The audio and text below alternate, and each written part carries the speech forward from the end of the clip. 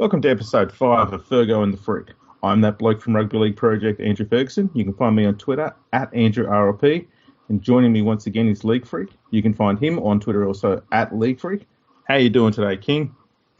I'm doing very well. It's cool to have our very first guest here, and I'm really excited for this episode.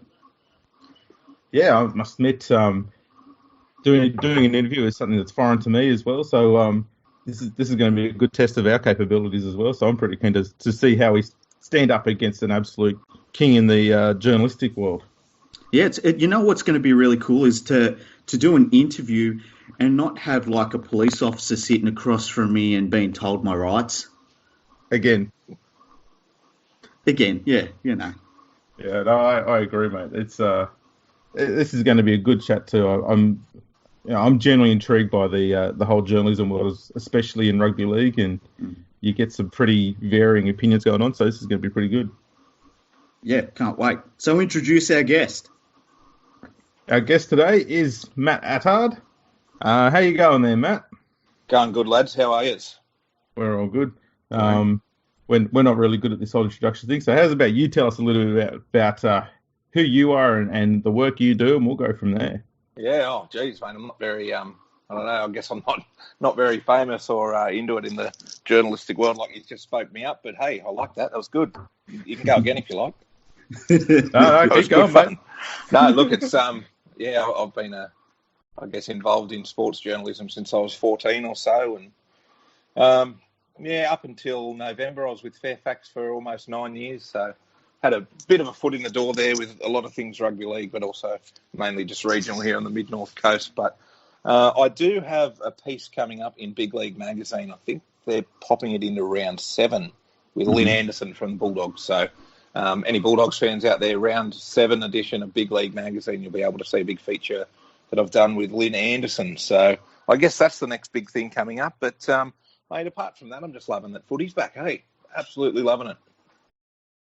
Yeah, it's fantastic. It's like this season feels like it's gone really quickly for me. I don't know about you two, but it's like it's already, we're already into the guts of the season. It's kind of strange. Yeah, mate, it's true, and we're already talking about Origin, and I just can't believe it. It's ridiculous. No, yeah, I'm not ready for Origin, hey. No, me neither. But yeah, you're right. It has gone quick, and I think the level of footy has been pretty good. I think we're not talking about referees as much as we were this time last year, which is probably a good thing. But yeah, all in all, I agree it's going pretty fast, but I think that level of footy's been up there, which is really good.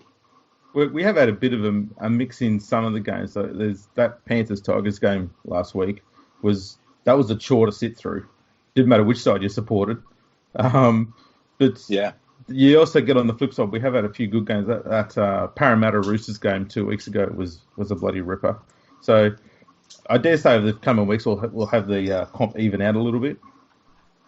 Absolutely. Yeah, no, I think you're right. And I think that Manly match, Manly Rabbitohs, was a bludger of a game as well. I mean, Manly made something like 20 errors, but that was still a good match to sit through, And then on the flip side, you had Melbourne and Canterbury, and that was a cracking match too. Yeah. Beats watching the bloody BBL, that's for sure. Well, that's right. Beats watching the Bulldogs the first 2 weeks as well. Yeah, that couldn't have been nice. No, it wasn't nice. It wasn't nice at all. Kick in the guts, but hey, it's from a Bulldogs fan's point of view, I think it's coming around pretty bloody good what Pay's doing there. So, he's got a lot of people. I was going to say, it's probably kind of expected a bit by Bulldogs fans, given the amount of crap you've had to try and fix up there to try and get the club back on track so it can look forward to something positive in the future instead of worrying how they're going to get out of that hole they're in. Well, that's right. And I think a lot of fans, especially non-Bulldogs fans, don't realise what the club has gone through and, what Pay and Anderson and Andrew Hill and those guys have come in and I guess taken over with what was left by Dibb and Hasler and that kind of thing. So fans don't really, I guess, understand the depth of trouble they were in, and they don't understand that they're still not out of it yet. So they've done a lot of good in terms of trying to ease that cap pressure, getting rid of players like, Clemmer, Woods, Mbai, Morris Brothers, it's easing pressure, but we're still not in the market for a big name player yet.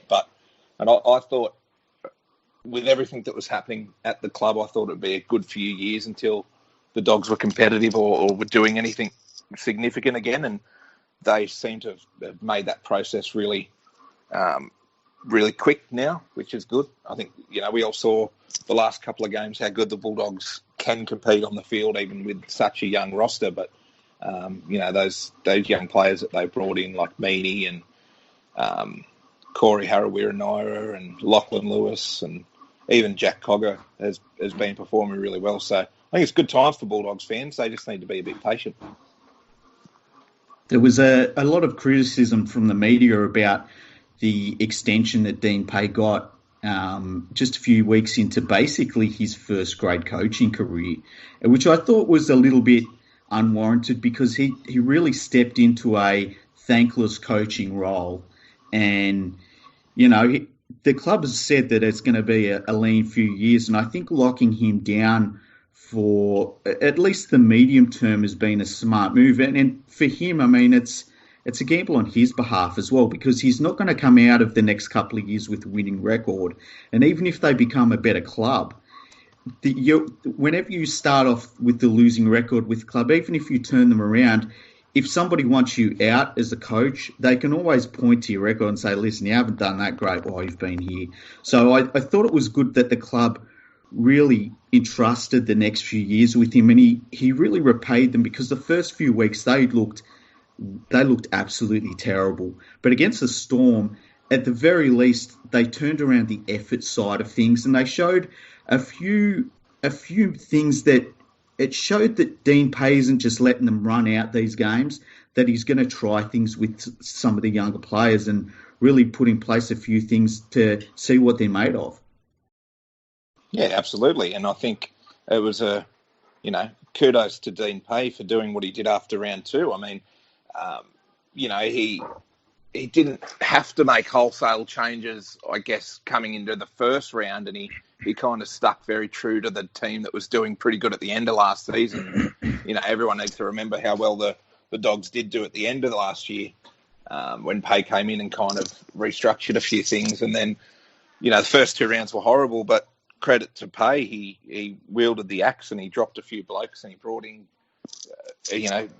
guys and moved Hopper to the centres and gave Meaney his debut, and Ockenbaugh is just an absolute gun. He used to be, I remember watching Ockenbaugh when he was Harold Matthews captain for the Bulldogs, playing in the second row, and you always thought, shit, this kid's going to be something good. And now he's come through and he's doing well. And yeah, I think Pay deserved that 1 year. It's a bit of faith that the club is showing him, a bit of security, and it gives the security to the players as well. They're not going to wonder, shit, we're going to go through the year and we've got the youngest spine in the comp, and we're still trying to get out of this salary cap rut that we were left in by past management. If we don't perform, that means Pay might go, and then who's going to be our coach? And it just creates that.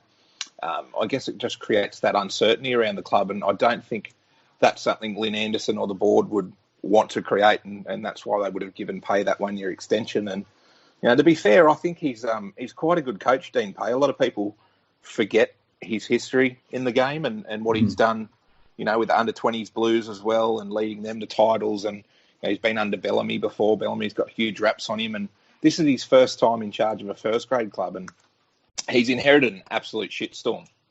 So he's doing really well.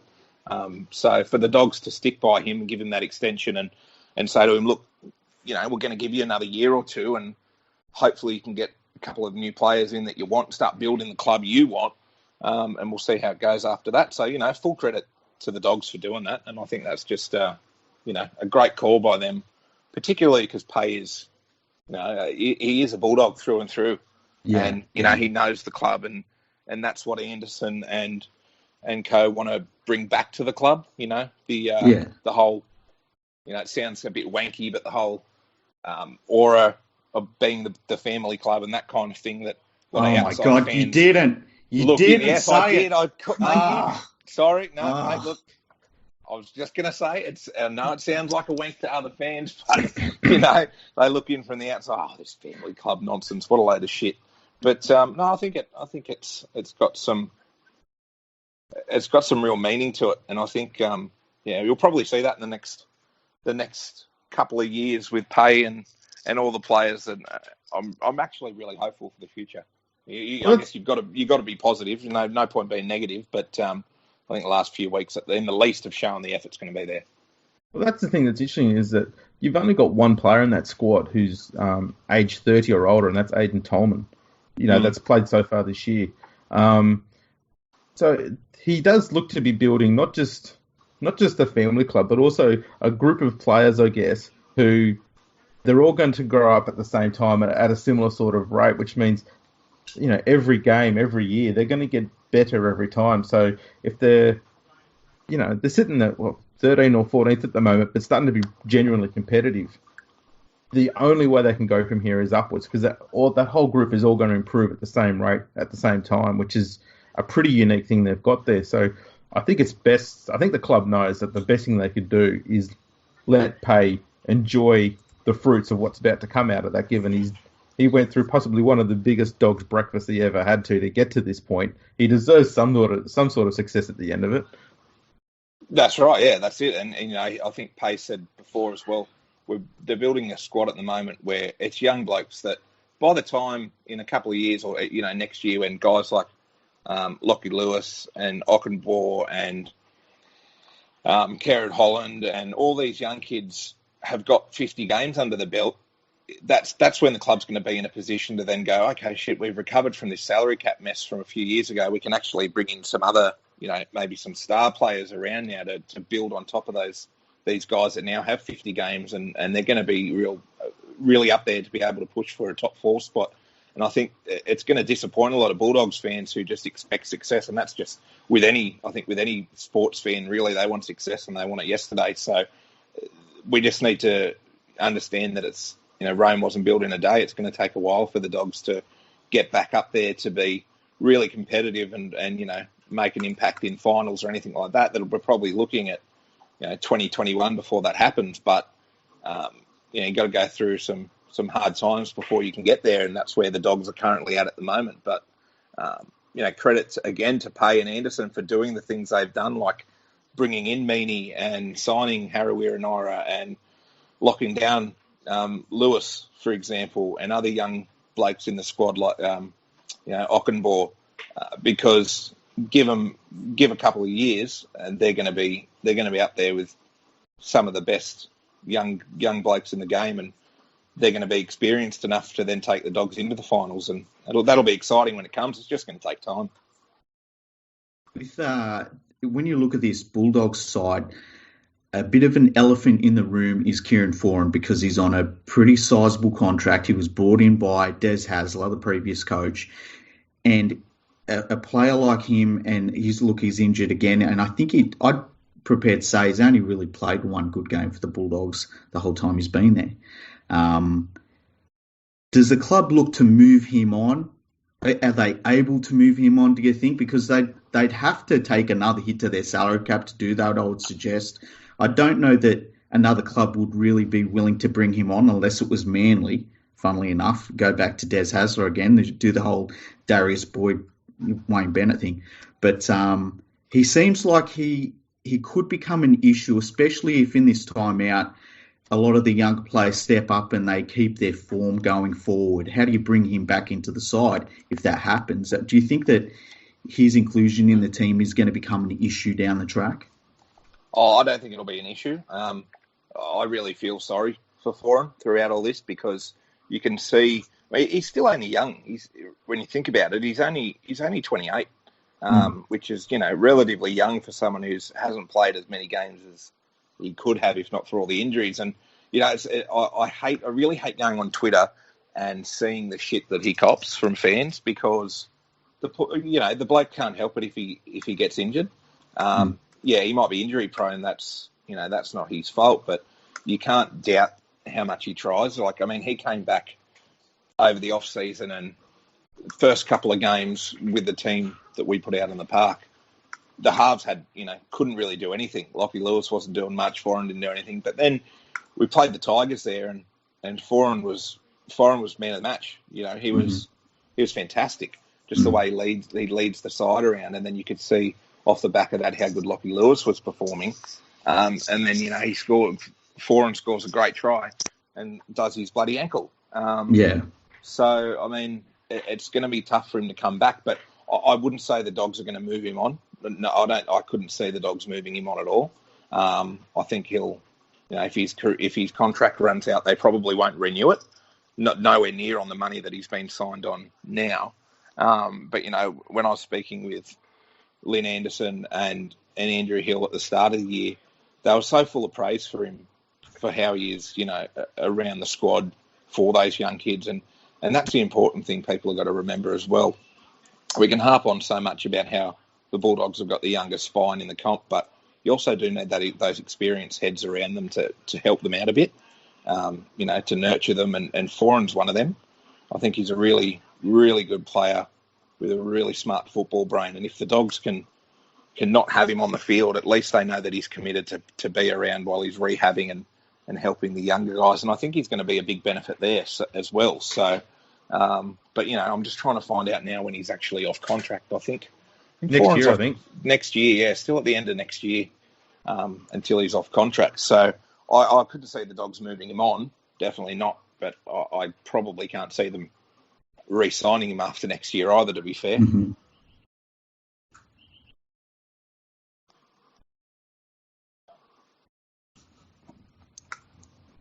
So, someone else's turn now. Yeah.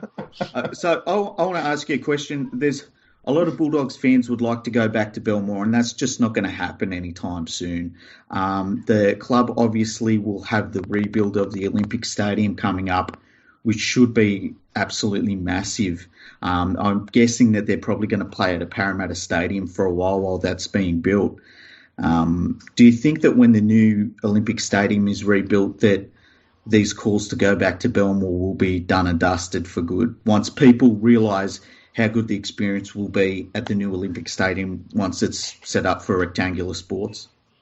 Oh, I don't think so. I don't think anyone is ever going to stop the calls to go back to these suburban grounds. I think they're always going to be there in the background, and I've got no problem with it, to be honest. I think the upgrades they did to Belmore were fantastic, and I went to all the back to Belmore matches myself, and I went to the games there that we played, and it was unreal. It was great, and I don't think Belmore's really a viable option full time, but I don't see any reason why the Dogs couldn't play one or two matches there a year, just to to satisfy the hunger that fans seem to have to want to play at Belmore, because it is a great experience, and I think the players will get a lot out of it as well. But I would like to see Belmore be a venue for at least two matches a year for the Dogs. I don't know if that can happen, but I would like to see it.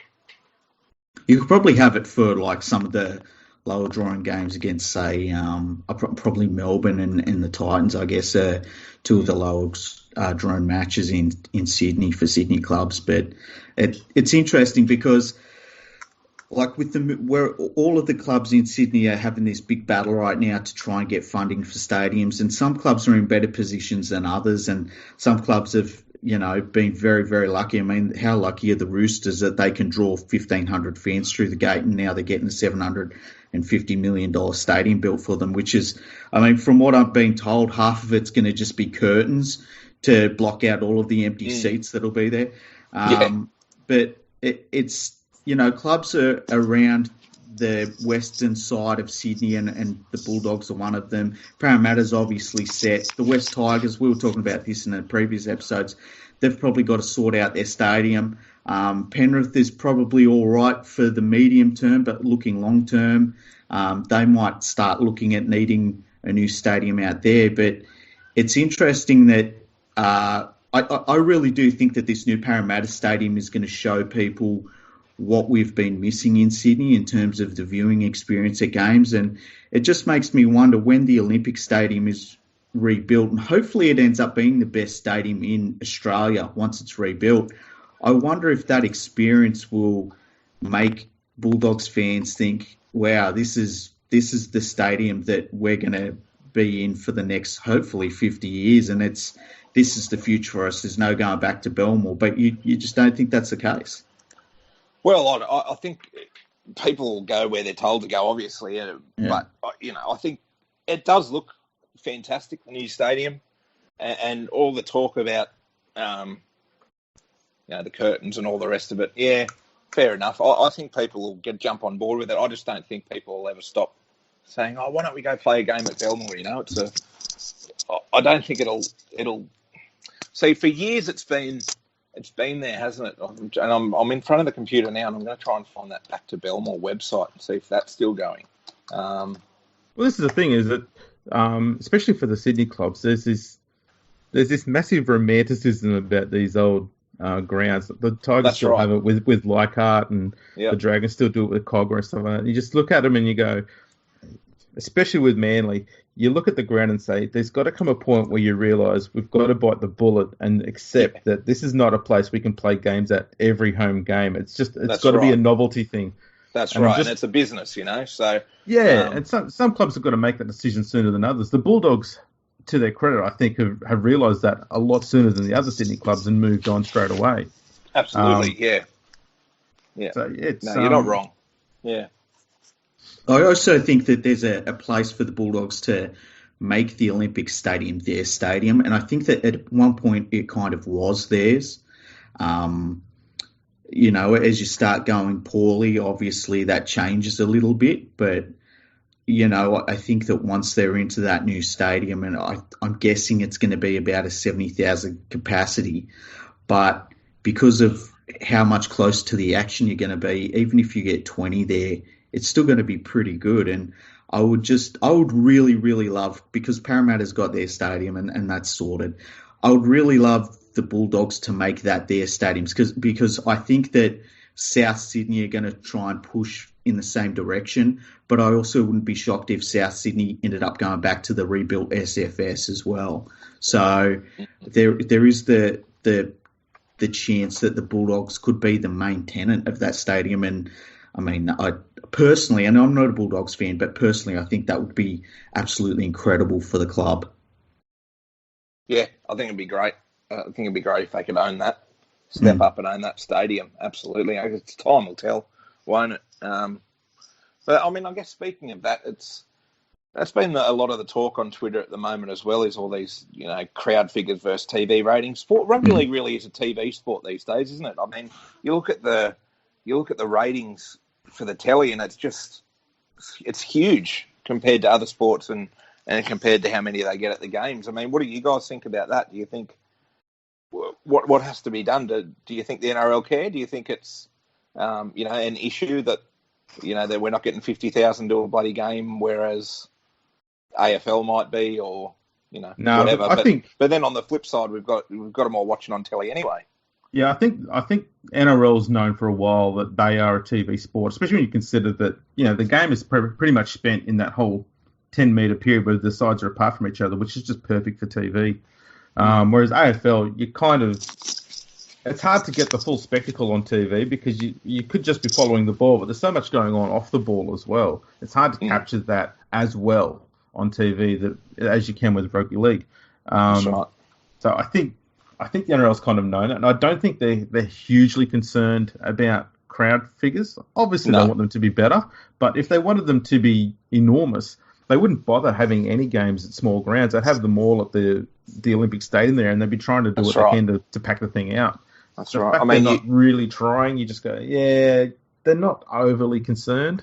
No, that's right. I mean, the crisis merchants that write for the Telegraph will have you think that it's a huge issue in the game and all the rest of it, and holy shit, the game's dead, the game's dying, blah, blah, blah. But that's really not the case. It's not the case.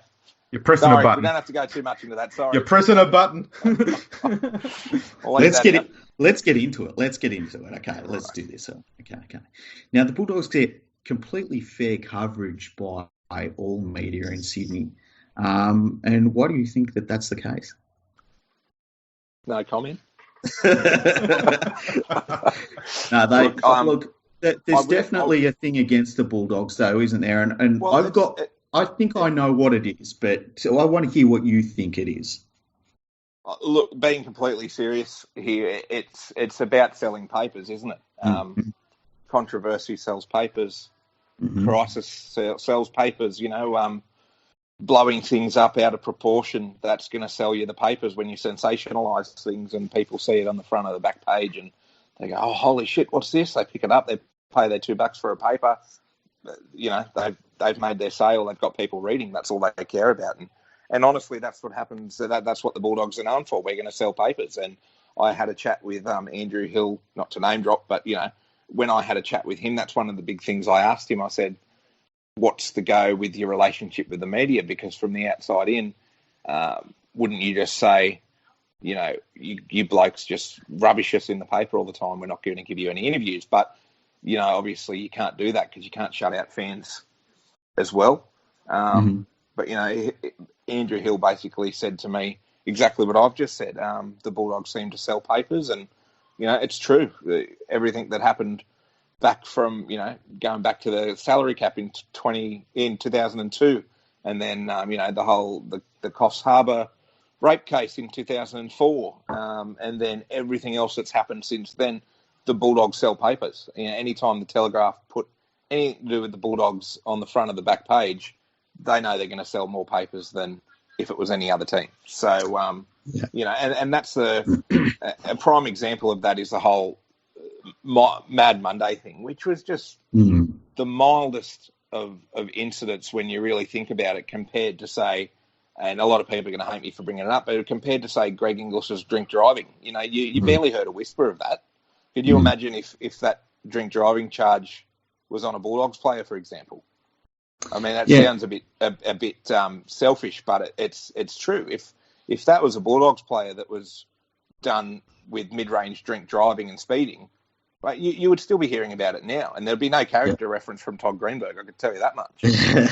and I think, look, I was thinking about this too this week because we knew we had you coming on and what we were going to talk about. And like last week, the Panthers were in the spotlight, and it was like, Phil Gould is on the outer, and him and Ivan Cleary don't talk, and blah blah blah.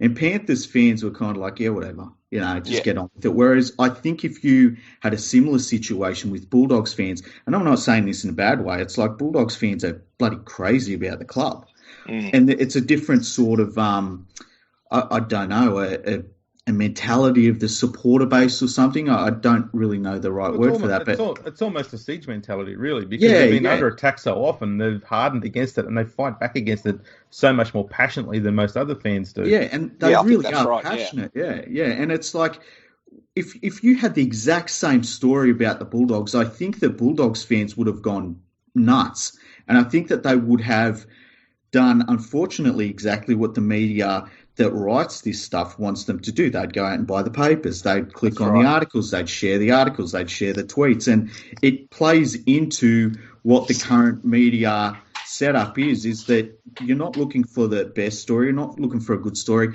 You're looking for something that creates a lot of noise.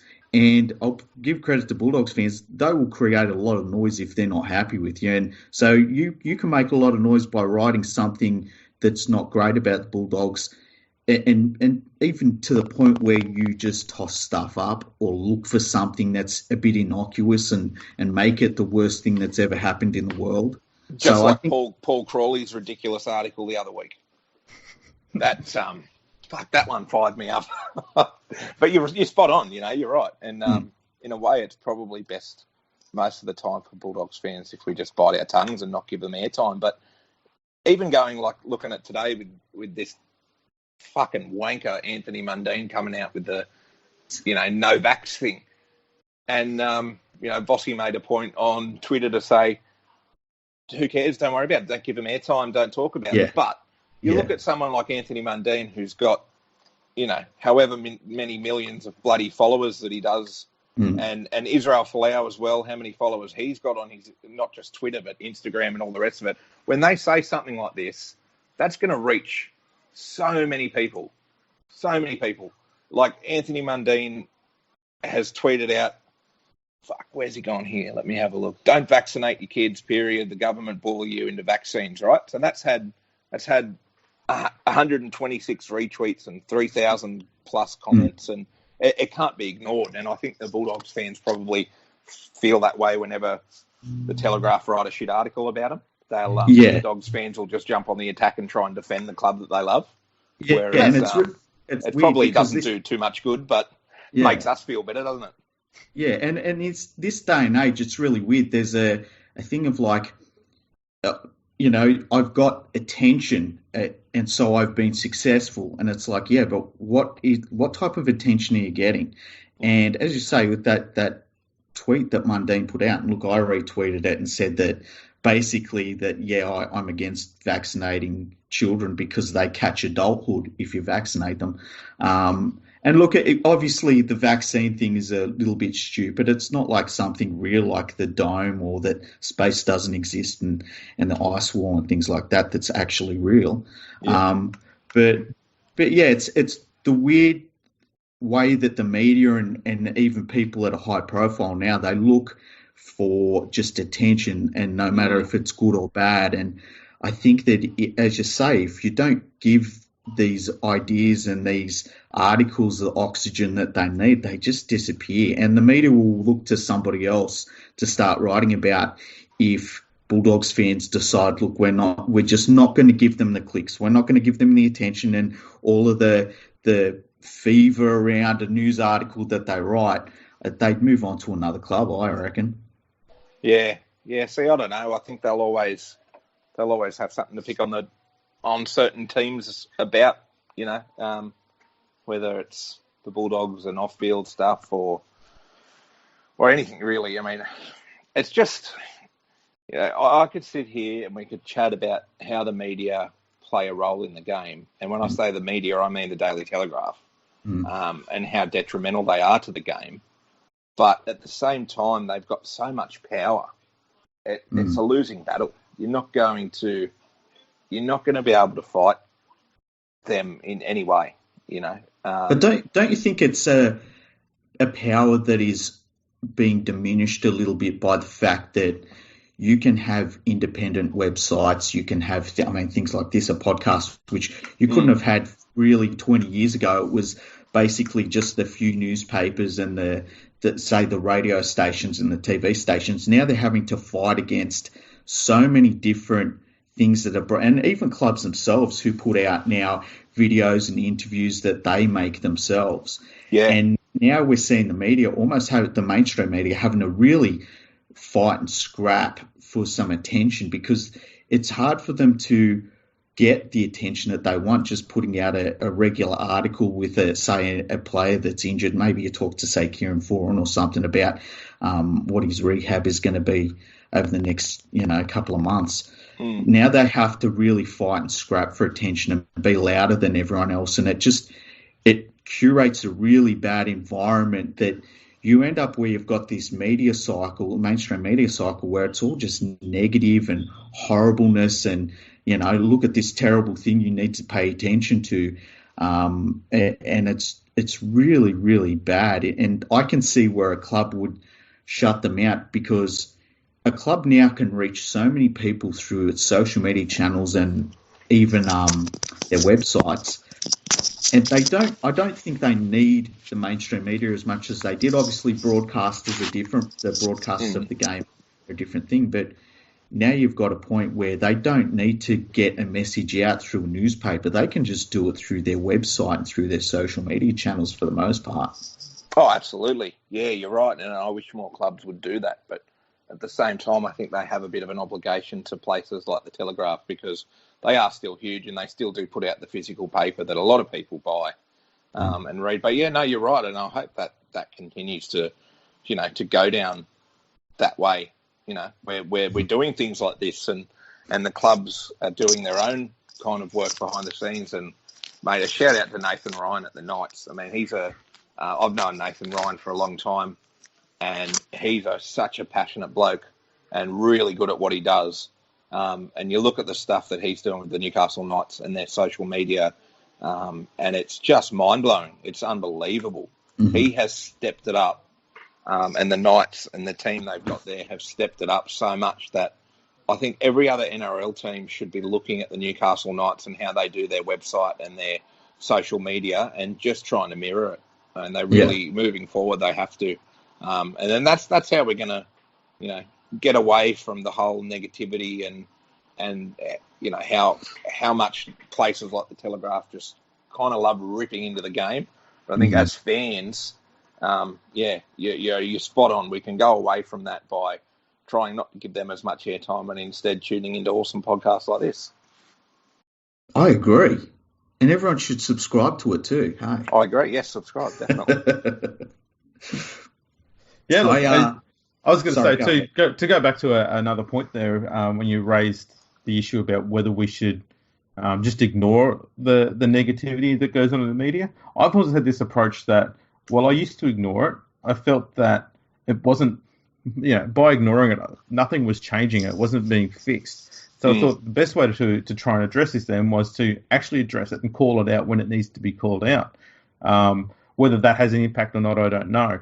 I wrote a piece back in 2017 when the Telegraph linked Khalid Kayat, who was arrested over a plan to hijack a plane.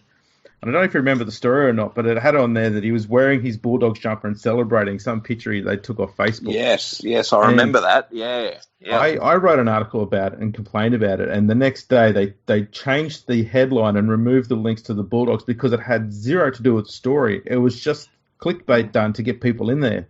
Well, that's right, and that's even when I was at Fairfax, still at Fairfax last year, and that is a lot. That word, or words, clickbait, is something that you get taught now. As a journalist, you've got to make your headlines enticing. You've got to make your photos grabbing their attention. You want them to click on that, and Telegraph do it better than anyone else. And that's a prime example. How good is it for the Telegraph to be able to link the Bulldogs to a terrorist? Like, that's just fucking up there, isn't it? Like, you think to yourself, how do they get away with it? How could they do that? But they did it, and it worked, didn't it? Like, it worked a treat. Look at how much attention that would have got. And I do remember that now. Yeah, that's the thing too, is that even though they got shit on a lot for it, and they actually end up having to go and change the article, they still got people looking at it. And imagine how many clicks that article got before they changed that picture. Yeah. And that's the thing. And even afterwards, people are going, oh, what was this story that they had to go and change? And go and have a look at it. And that's right. You still feel like you're not winning. But I suppose the main goal is that you're actually trying to get them to be more genuine with their reporting. For sure. Yeah. That's what you hope for. There are some really good writers at the Telegraph, some really good scribes there that are doing some really great work. Fatima's a really great writer. I have a lot of time for her, but then, I'm just on the Telegraph website now, and again, it comes back. You've got your Phil Rothfield, Paul Crawley, and it seems all they ever write about is negative dribble and just hearsay and opinion pieces on why rugby league's dying, or the game's shit, or this player's trash, or this is going on, and it's so hard to get away from, isn't it? It is, and I can stomach poor Phil Rothfield a little bit. I don't agree with him, but I can stomach him a little bit because he's got the balls to go out there and say his opinion stuff. The one I don't have any time for is Paul Crawley, because I just find he's just an echo of Rothfield. He doesn't come out there with anything ballsy or tough, and the only time he's ever come across as being tough is when he's had to bitch and moan about the fans last year, complaining about all the negative media. So he wrote a positive story and still had to shit on the fans for complaining about the negative press. That's right. He's just... I have no time for the work he's done because there's nothing in it that garners anything that deserves to be respected. That's right. And you look at his background and why he's got the job that he has, and I think it kind of speaks for itself, doesn't it? So, but there's also something else that they do, and I think I talked about this at the end of last year on Twitter a little bit, was now you're seeing a lot of the media, the mainstream media cycle is see what our writers said about something, rather than writing about the actual event or writing about the game. It's like... And I'll use Michael Ennis as an example, and it's nothing against Michael Ennis, but somebody will write an article saying, Michael Ennis said this about Team XYZ. And that's the story rather than what happened on the field or what's actually happening in the game. And so you're starting to get to a point where they're just talking about what their what each other is talking about. Do you know what I mean? Instead of writing about the game, because writing about the game, you've got to make sure you're watching all the games. You've got to do a lot of work to really understand the entire situation and, be an old school journalist, really see what's going on underneath all of the sound that you just hear, in the media. You've really got to dig deep, and it's so much easier to say, "Oh, wow, did you hear what Gordon Tallis said?" And leaving out the fact that Gordon Tallis works. Yeah, it is. It's very lazy, and so whenever I see articles like that, I just don't read them because I don't really care, especially when it's things that, like Gordon Tallis is paid to go on TV and say something interesting, and it's not interesting to say, well, the Broncos are going through a bit of a tough time, but they just need to knuckle down and get it done. It's much easier to say, oh, this is terrible. It's never been like this before, and the whole club's in crisis, and they just write about themselves, and I don't like that at all. No, you're right. That's a great point you make. And then I'm trying to think about the good stuff we've read lately, and how good was that Braden Burns article? That was unbelievable. That was so good, and you think, why can't these journos be pumping out those kinds of stories every week? These really good, positive yarns that are a great read. There's a good one too about Luke O'Donnell too, which is bloody insightful too. It shows you more than just what was reported in the media at the time about, there's sort of an impression made of him that he was just some sort of loose cannon, a bit of an idiot or something like that. And then you read about why he was that way, and you go, poor bloke, you can't help but feel that way. And it's that's what the journalism should be. That's proper, decent journalism. And actually go to the source and talk to them about things other than what's your favourite memory of this and who's your favourite player you played against. That's actually right. Ask some proper questions and get into who they are as people. That's right. And I think another big rap should go out to Michael Karayanis. His series, good. The series that he did, all those different parts where he had, like he spoke to Kyle Stanley, and he spoke to Gerald Yaoyi and all these other people. How many parts were there? Like 10 parts or 11 parts. Yeah. That was excellent. that is brilliant journalism. And these are the things that we should be focusing on. But it's like we're cluttered with so much other nonsense that it's so hard to talk about anything other than these dills. Yeah, it's weird because I used to write about. I got to a point where I was writing about off-field stuff for my site, and eventually you write the same thing. You're like, I'm just plugging in different names, and I'm coming to the same conclusion here.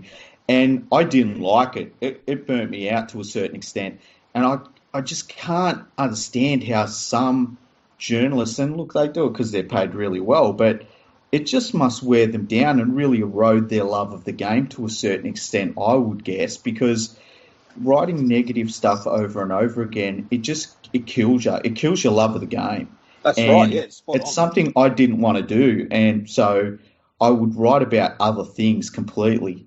I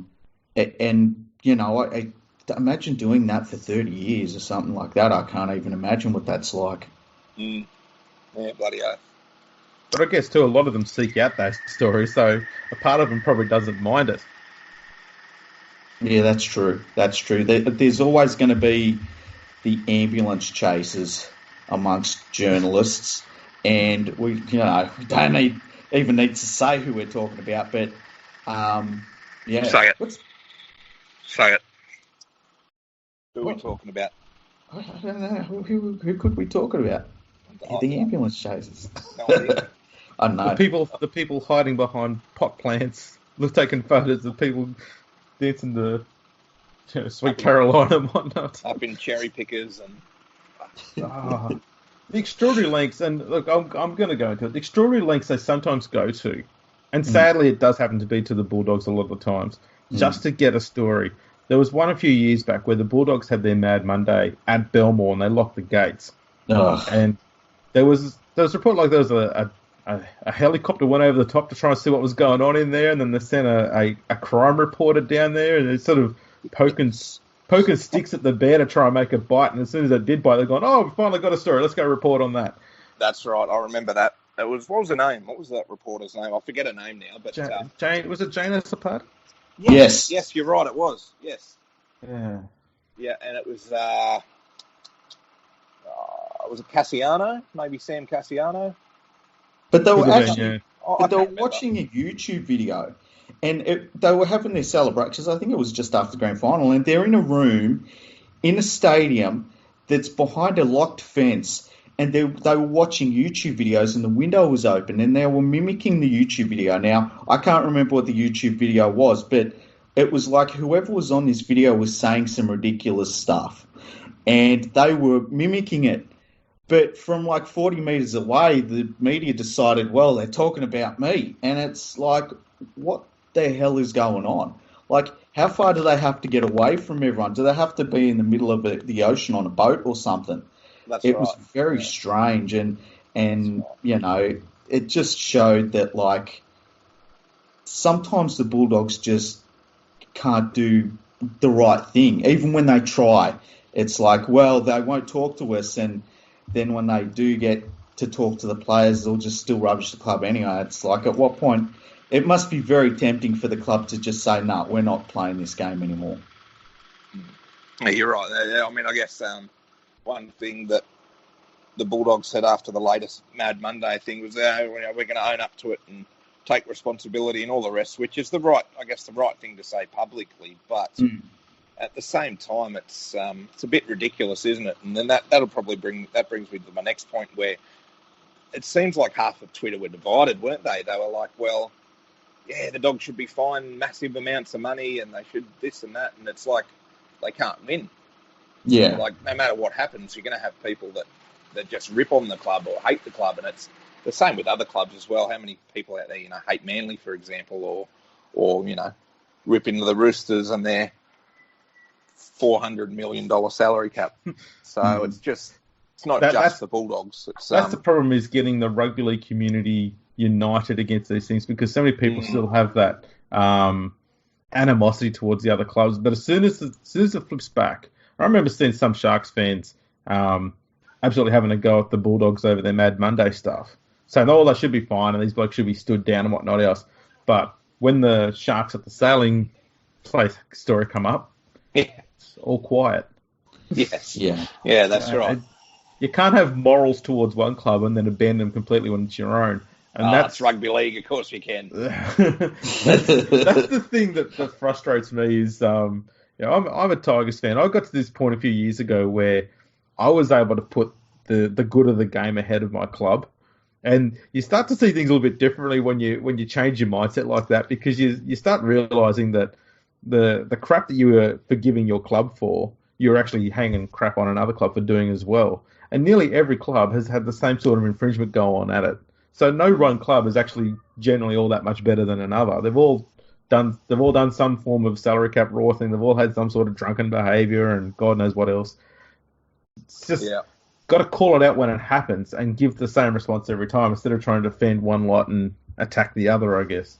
Yeah, and I think that's why a lot of people a lot of Bulldogs fans ripping the Telegraph, because there is that level of unfairness.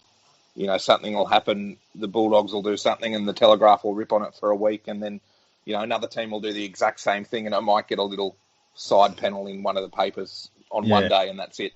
There's no consistency.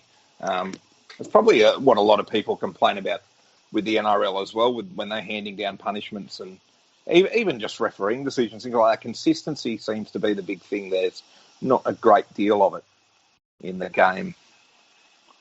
Which is probably a debate that's going to go on for a long time. That's true. And look, I think that the weird thing is, if you look at, and I'm not picking on the club just because I don't like them, because it's not that I don't like them, but I think if the Bulldogs had done everything that the Sharks have done over the last few years, there'd probably be a big smoking hole at Belmore Stadium. Like, we would have had to have removed the physical club from the planet. I don't know how the Sharks didn't get their premiership taken off them. That's like some miracle to me, because there are plenty of clubs that have had their premierships taken off them, and they've only done one of the things that the Sharks have done. So that problem with consistency is something that the NRL really needs to look at and address and really be public about, because I don't mind if referees get things wrong. I really don't. I do have a problem if the video referees stuff up, because they've got the benefit of the replay. That's right. But administrations, when they're making determinations on breaking rules such as the salary cap or, drug issues and things like that, player behaviour issues, then it definitely needs to be consistency there. And I don't know that we're anywhere near where we want to be in that regard. Yeah, you're right. Speaking of video referees, can we go there for a second? Sure. Yes. What pisses me off the most this year? Mm-hmm. This could be a new segment. What pisses you off the most?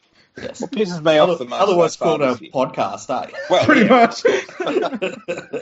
But I've pretty much watched every single game of footy this year. I think there's going to be a point where the bunker needs to just automatically be looking at tries straight away as soon as they go over, no matter what the referee does. Because something I've noticed in all the matches, a try will be scored. You'll have at least 5 seconds where the referee's standing there and he's looking at one touchy, he's talking in his ear. Then he looks at the other touchy, he's talking in his ear.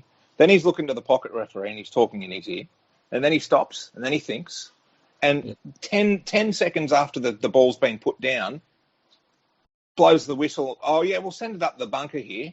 Yeah. We're going to look at fucking everything. Yeah. Right?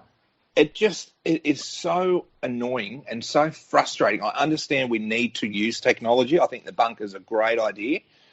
Or for video refs, or for sending up tries to check on them if the refs aren't sure. Use it for sure. We need to be smarter about it, because it's so frustrating as a fan to sit there and you're watching the game and 10 seconds after the ball's been put down, they send it up the bunker and then it's another minute until we get a decision. Yeah. So I don't mind. Sorry, go ahead. I was just going to say, I think a lot of the problem comes down to how the public and the game wants the referees to be, because you get that small section that say, why can't the referee just call on the spot like they did in the good old days? And then you get the others that say, why don't they just go straight to the technology if it's there? And they're trying to please two parties on a situation where you can't. You have to pick one or the other. 100%. And that's where right. I don't mind there being mistakes in the game. Like, I don't mind the human element of referees, because I think, for the most part, I think if you get the referees together and say, look, we want, because referees are experts of the game, and they're like cutting edge, no one better than the referees that know this game, right? And they make some calls during the play that are unbelievable, that you look back and you think, well, I think there was a knock on there and there wasn't. Or I think that was a forward pass and it wasn't. So they make some really good calls during the game that just get forgotten because they make the right calls. I don't mind having the element of the game where the referees make mistakes, because when the players never make mistakes, then I'll worry about the referees' mistakes. And if it does cost the team a game, it's unfortunate, but I feel like over the course of the season, for the most part, it evens out until you get to the finals, and then it starts to be a bit iffy. But I don't mind referee mistakes, but I do mind when you get the referees second guessing themselves too much. And so I'm kind of at the other end of the scale from the people that want everything to be about technology. I kind of would like to see less use of the video ref when possible. I don't mind them double checking things, but you do see some referees where they're like, oh man, I've got to make a call here and I need to make sure that everything I saw was correct with everyone around me. I'll send it up anyway. Yeah. I don't mind if there are a few mistakes here and there, just as long as the referees are really confident with their decisions and it's an even thing. And I think that it normally is, but I have a massive problem when you go to the video ref and the video ref will make a call and you're like, well, I think that call was wrong, you know? Yeah. There is a grey area with a few video referee calls that can be grey areas, but when you see ones that are just wrong, and you're like, you had 15 replays, you should be fired. Yes, that's right.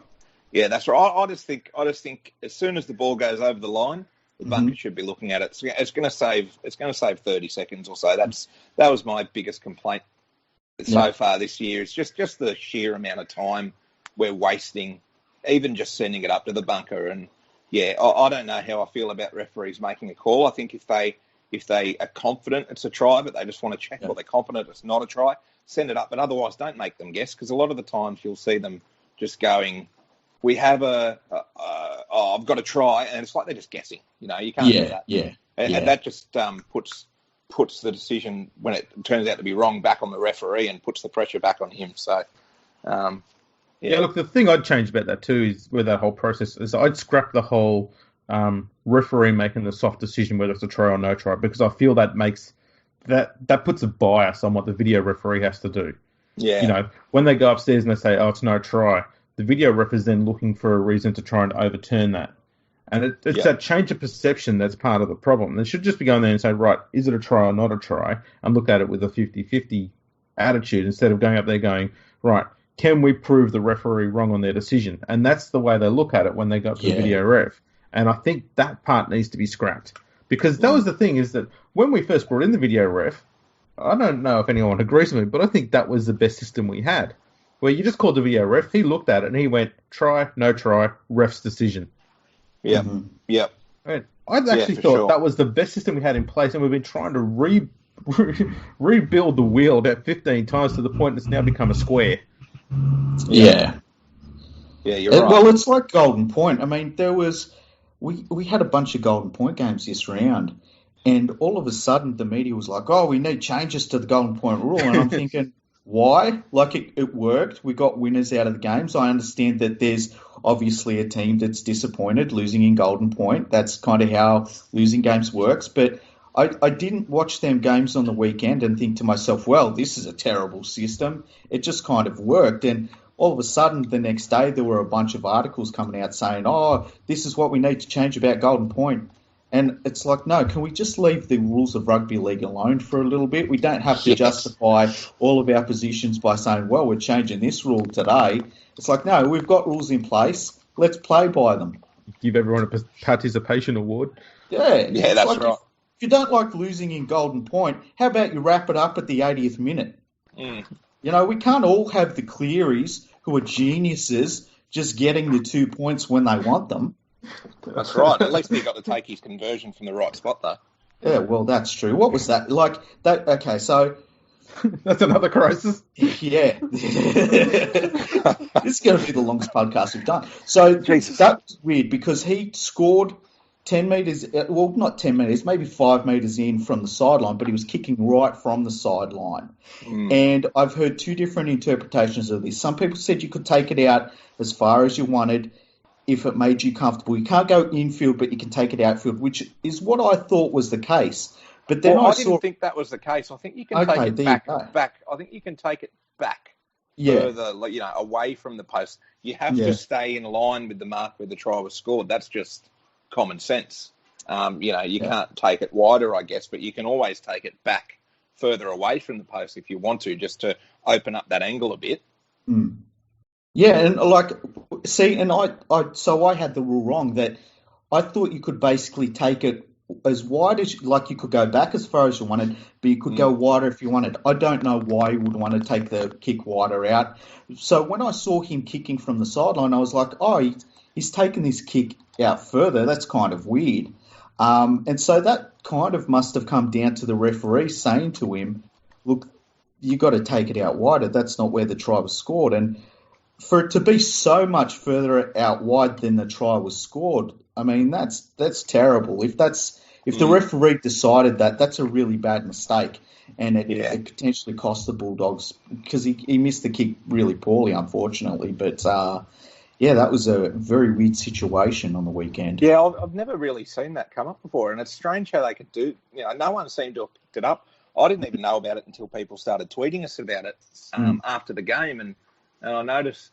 I thought, oh shit, yeah, that's a good couple of at least 3-4 metres, close to the sideline from where he should be kicking it. But I know Graham Ainsley came out and admitted to the error and said it was a big mistake and all the rest of it, but I didn't harp on that too much. I think it was a big pressure kick, and he's honestly probably the best kicker of the football I've seen since Hazem El Masri. Just the way he contacts the ball is incredible. Oh yeah, the strike on him is unbelievable. He kicked two from the other sideline, pinpoint straight down the middle earlier in the match, and I think just in that big pressure situation, kind of got to him. And I don't know if he would have kicked that if the ball was in the right place or not.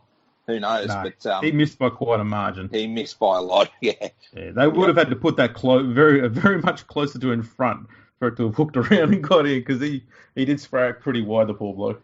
Yeah, he was kicking it. He was kicking it so poorly. The West Tigers gave him a call to see when he was off contract. Oh, he wasn't kicking that Masters. bad. He wasn't kicking that bad. Yeah, gee, should we talk about that? God, that was a brutal match to watch, wasn't it? It was. Well, I thought it was the match of the season personally, but it was very strange that you had. I mean, it was dominated by the West Tigers. And then you get to the last 5 minutes and the Panthers pulled it out of their arse, quite honestly. Yeah. And for it to be, Ivan Cleary's son kicking the pressure kick, and it was just, I mean, could you have asked for a worst case scenario for the few West Tigers fans that were getting on the case of our Lord and Saviour, the Clearys, who just, all week it was kind of like built up as it was the Clearys versus the West Tigers. I don't think Panthers fans cared.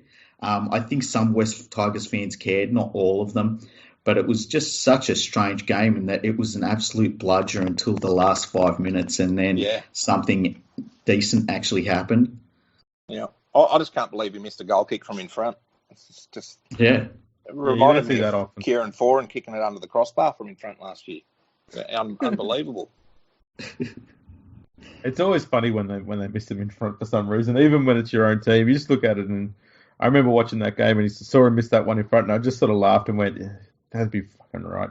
Boys, that gives me an idea. We've got to step up our game here. We're going to take it from podcasts to a bit of video soon, and we're all going to have a goal kick. Well, I was terrible at place kicks, and I haven't tried to kick for many years, but I was terrible at place kicks, but I was really good at field goals. And at lunchtimes in high school, I used to stand on the try line and try and curve a field goal around and through the posts. I did that for many, many, hours, wasting my youth away. So but place kicks, I don't know what it was about place kicks. I was just terrible. So likewise. I can't judge too badly. In high school, I used to do the same thing, but I used to wag certain periods to go out on the oval and have a kick. Where my high school's right on the beach, Oxley Oval. Nice. Yeah. Where Sigsworth and all them used to play in their teenage days and stuff like that. Mm-hmm. It's actually quite a famous ground. But yeah, I used to flog out there and just have a kick around. But see, I was always, in my teenage years, I was always such a big, massive, heavyweight bloke, and I had no confidence, but I absolutely loved rugby league. So I wouldn't I wouldn't play too often. I wasn't part of a team or anything. I might have played for the school a couple of times, but apart from that, all I had was goal kicking. So I used to just goal kick every afternoon, every weekend. I actually got quite good at it. I think there was still an old video of me on YouTube when I was like 16. I don't even know if it'll still be up there. But mate, that gives me ideas. Let's do like a goal kick-off with all of us. How good would that be? Kick-off, that'd be good. I'll tell you, the only kicking game I had was very similar to Robbie Farah's, and that was short kicking. Grubbers and no chips. one was expecting it. Yeah, grubbers and chips, that was about it. Place kicking, I was very, very average. Didn't matter what it was. I remember having 2 shots in front once in at training once, and both of them hit the black dot and bounced back. And I went, "That's as accurate as I've ever gotten. I still couldn't get it over the bar." Oh, jeez, good fun. It's He's really been in weird some though. form, hasn't he, Robbie? Yeah, he has, hasn't he? Yeah. He's always been really good close to the line though. I think he just had that period under Jason Taylor where Taylor just didn't want him in the side, and I think it may have also been because the club were trying to get rid of him because of how much he was, taking up on the cap. Although that was the club's fault because I think Farah had taken quite a few pay cuts in the past, so they decided to give him a back-ended contract to pay him back. But then they tried to renege on that deal, and that just led to all that messy stuff there. And I think he's showing that his heart was always in the club, and he never wanted to leave. And he's come back there, and he's been allowed to play his natural game for the first time in years. And you're just looking at him and going, he really doesn't look like he needs to retire just yet. No. But at the same time, I don't mind players who go out and they haven't played that one season too long, which I fear is what Thurston did. At least he's going out, and he's going out, and people remember him for how he played this year, and they're going to go, hey, he was a good player, instead of going, That's a good point, Yeah, that's right. You don't want to go out like Darius Boyd is right now, who, I mean, he's a shadow of the player that he was, and it's really sad to see. I mean, I'm not a huge Darius Boyd fan, but you watch him play, and I think he was probably done last year, and I've said as much, but I agree. You watch him at the moment, and it's kind of sad to see, because he shouldn't. You don't want any player that's played as long as he has and has achieved what he has to be pushed out the door, and maybe doing it mid-season as well. And I mean, if you were picking on form, you wouldn't pick him in first grade right now. That's right. No. Yeah, you're right. Poor fella. I think he just misses his dad. You've taken that joke off me. Sorry. I don't come up with many jokes. It is. It's sad to see a bloke. It's like he's not even trying. You know, it was like Bryce Cartwright last year with a couple of those tackles that he didn't even try and make, and that's what I've seen from Darius so far this year. It's I would put Asako, who's been so disappointing this year, I'd put him back at fullback straight away. Yeah, probably I'd try Milford. Darius into centres. I'd probably put Milford back there. I think Milford is not going well in the halves. I'd put Milford at fullback, and I just wouldn't pick Boyd. I think the problem with Boyd right now is that physically his body just isn't where it needs to be for the decisions that he makes in the game, and there's just situations where I think in the past he would have made up the ground, for instance, coming across in cover defence, where he just knows he can't do it anymore.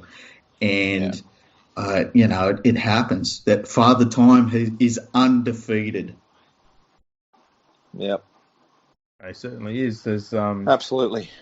There's a few other players out there too you can look at and go, maybe they should. But then, people are thinking that about Farah too, and he's just sort of, sometimes they just need either a kick in the bum or a move to somewhere they'd rather be, and all of a sudden they come out with bloody stunning form. I don't know what the solution is for Darius, though. To me, I don't know if it's physical. I think he's mentally just not interested. Yeah, that might be a thing. I think it's mental. Personally, watching him, it just seems to be a mental thing. Absolutely.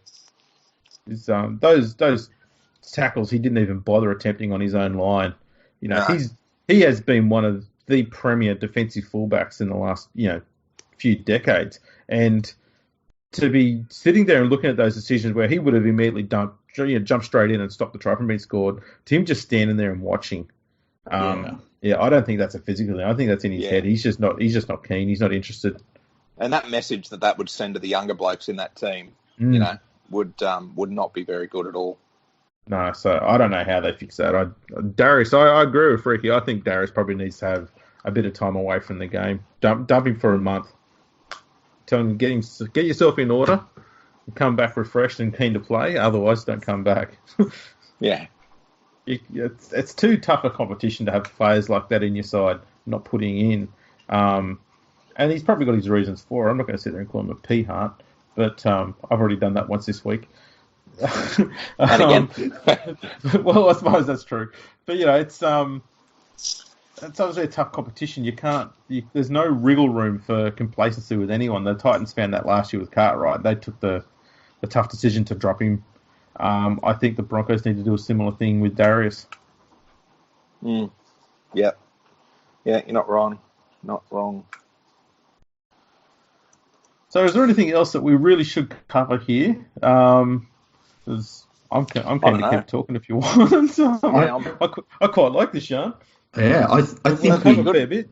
I think we covered quite a bit. Yeah, and it's fantastic to have had our very first guest on here. We're going to definitely try and get more people on and get people involved in the podcast. And it's awesome to have Matt on too, because Matt wrote for my website a few times, and it's absolutely awesome to see how well he's been doing. And it's great that he's been the first guest on the podcast. So thanks for coming on, Matt. No worries. It's been a pleasure. It's good. I love just I have to do this more often. I love getting on and just shooting the shit. Don't get to do it too often anymore. And now that I've got a bit more time, and I'll be off for the next probably the next month, maybe 6 weeks now that my shoulder got done. So I might have to come on again, mate. Believe it or not, bloody indoor soccer, unbelievable. I did my knee last year. And the year before that, I did it at rugby, at training, not even in a match. And then I'm playing bloody indoor soccer of all sports. And I've made a save and jarred my shoulder back. And I'm thinking, oh, shit, that didn't feel too good. And I had to go to the surgeon. And turns out the scan showed up, there was a 7 mil tear. Let me just tell you my life story on the shoulder surgery. Go for it. 7 mil tear. And then I thought, oh, shit, okay, no worries. Well, we'll have the surgery to fix it up because it's giving me grief. He said, oh, yeah, it might be like an hour and a half, 2 hour surgery.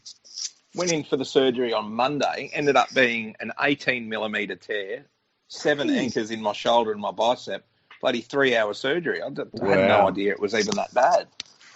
So I'm a bit drugged up at the moment, not going to lie. Yeah. But it's good. It's great fun. It gives me more time to do this. Indoor soccer. Did you finish the game? Indoor, yeah, I did. I kept playing for weeks. Mate, that sounds more epic than what the Sims brother did the other day. Oh, mate. Yeah, with a busted wing. He's got nothing on me. Nah.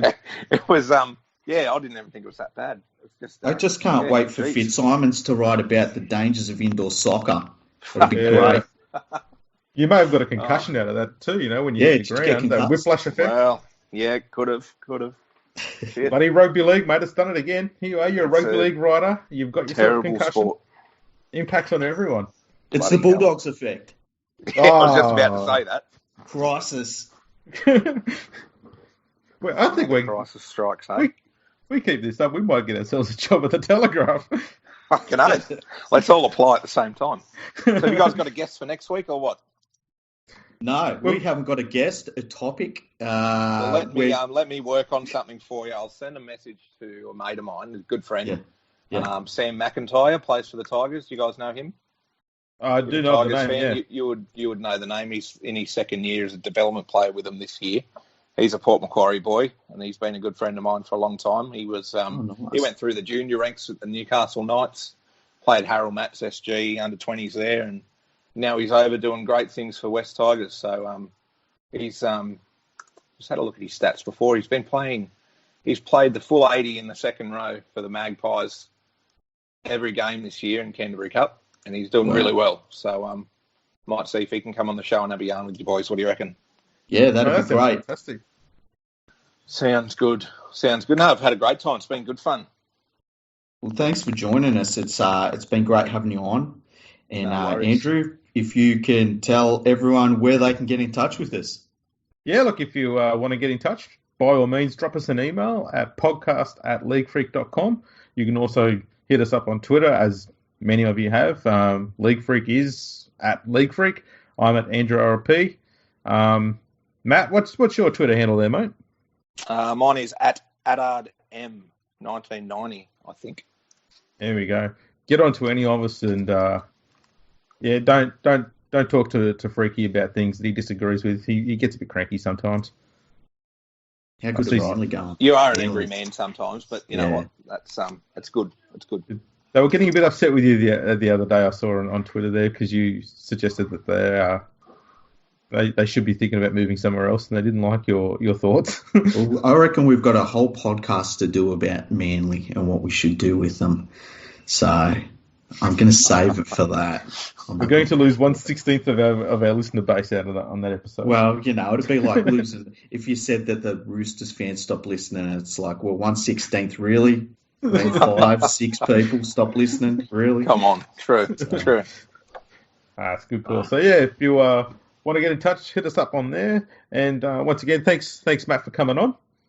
No worries. Thanks for having us, guys. Probably be your lowest rating show yet, but hey, it's all right. No chance at all. Something. No chance at all. Highest rated. We Appreciate it, lads. this... Thanks so much. No worries. We're expecting this one to go gangbusters. Boom. Let's get it out there. All right. Thanks, guys.